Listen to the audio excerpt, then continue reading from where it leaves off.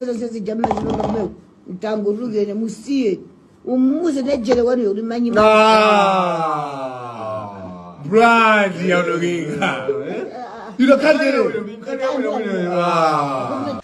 Okay, now mwapeza fame mwachuka zanzuwenda anthu tikumabwera pano kumabwekera kumbuyo as an elderly lady kapena kuti tikumabwera pano kumabwekera kumbuyo ngati kuti niwe munthu wamkulu wachikuliye amene tikuyenera kupanga support ngati zikuoneka kuti zinthu zachilendo kunena kuti anthu tikusupportana.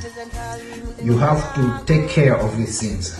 IMD inu ndi manager mukamati mukubwera pa live, make sure muwauza agogo anu zoyenera kuchita ndi zoyenera kuyankhula, because whatever she is speaking is going to affect her career and your career too, and it's also going to affect anthu amene akwayimirira. She has just been appointed kukhala kuti ndi ambassador wa anthu achikulire mdziko lathu lino, and we don't want anthu achikulire mdziko lathu lino kuti azikhala akuyankhula mmene ayankhulira agogo anu. Najere samabwera kuzayankhula zinthu zogwiritsa ntchito mawu achabechabe ngati mmene ayankhulira agogo anu.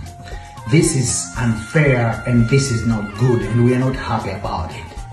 And ngati sakunziwa Malawi or ene MD ngati simukunziwa Malawi titakusikana nthawi iliyonse and titakwera Najere sikuti swakulakwisa Yesu ndi woyimba chimodzimodzi mmene aliro woyimba ena ali onse pa Malawi pano achimuna kandani oyimba alipo ambirimbiri and anthu amasankha amene akwena kuti azipanga support. Head wina isa ni mafanzi yake, Najera ni mafanzi yake, Jetwa ni mafanzi yake, Gandhi na Madingo, Lucius Banda, Skef and Dan, all those guys ajina Lulu, onse aja ni mafanzi yao, ajina Gilisa ni mafanzi yao.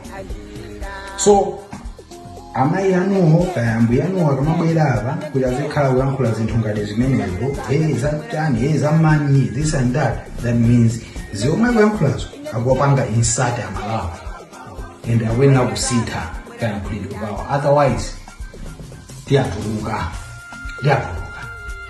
iyo soyimba tu koma ife timango apanga support because of her age and the effort which she's putting pachina chilichonse chimene iyo wakuchita.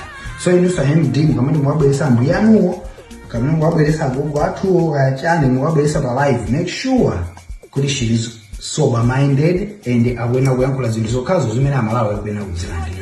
This is not on and this is uncalled for.